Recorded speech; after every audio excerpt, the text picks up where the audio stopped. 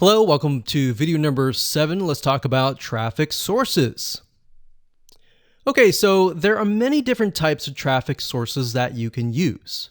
Some people will recommend Facebook ads, but to be honest, Facebook ads are actually one of the hardest routes that you can take because you are going to need to have complex funnels to convert your traffic. So in other words, think about it. People are on Facebook not to buy. They are on Facebook because they're trying to figure out what their friends are doing, right? Or they're trying to socialize.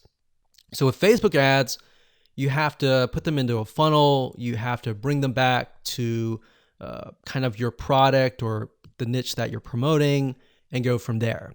So you're going to need to have a little bit more complex funnel. So sometimes you'll need to send them to an article. From that article, you can retarget them and then blah, blah, blah. That sounds a little bit more complicated to a newbie. So that's why we're not going to use Facebook ads. Then you can have what we call pops or pop unders. And what these are, can you imagine, let's say, for example, that you go to a fun website and then you're going to have a bunch of websites that pop under, maybe in a different tab. Maybe if you're using a mobile device, it pops under. So the reason why these work still is because they're not intrusive. If they were pop-ups and they popped right on top of somebody's browser, then yes, those would be very annoying and very intrusive. And the reason why this works is because somebody is searching for something and it pops up and pops under. So a lot of times they won't even know it's there until they exit out of their current browser. Now, if you target somebody in general offers like, relationships, dating, health, fitness, things like that, or biz op, making money type stuff, those are very general niches that it'll essentially apply to every single person.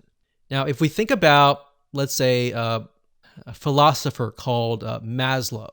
Maslow had a theory and basically had done research and figured out that every single person needs a hierarchy of needs. For example, they need food and water, they need a shelter, and then they need love, and then they need money to get food and shelter and all of that. So because of that, if you have a generic audience, you can essentially promote very general offers and they most likely will convert. Now, remember, you're promoting a very general offer to a very general amount of traffic who maybe they're not searching for a very specific thing. So some things will convert, some things won't. It's just part of the game. All right. Now, some traffic sources for pop unders is popads.com, popcash.net. And these are some of the ones that we have used. In fact, we'll use pop ads as an example in the next video. And we'll show you how to set up a campaign and all of that. So let's go to these sites and we'll show you around.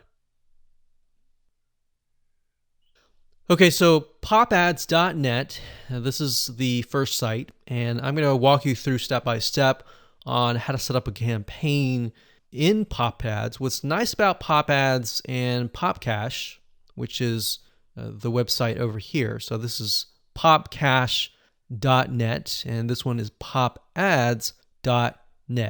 So it's not popads.com. If we mentioned that before, it is not. It's actually the .net. But anyways, what's nice about both of these sites is it doesn't require you to invest a lot of money. In fact, you can just deposit a very minimal amount of money. I believe pop ads is like, I can't remember, it's like 10 or something around that number. But a lot of bigger traffic networks require you to deposit things like $200 or sometimes $500 and all of that. So this is kind of newbie friendly, especially if you're on a budget kind of thing. All right, so pop ads also has the ability to get traffic from news sites, general news sites around the world, adult sites, as well as mainstream sites. So depending on your offer, you can get an idea of whether pop ads will work or not. All right, so with that said, let's move on to the next video, and I'm going to walk you through step by step.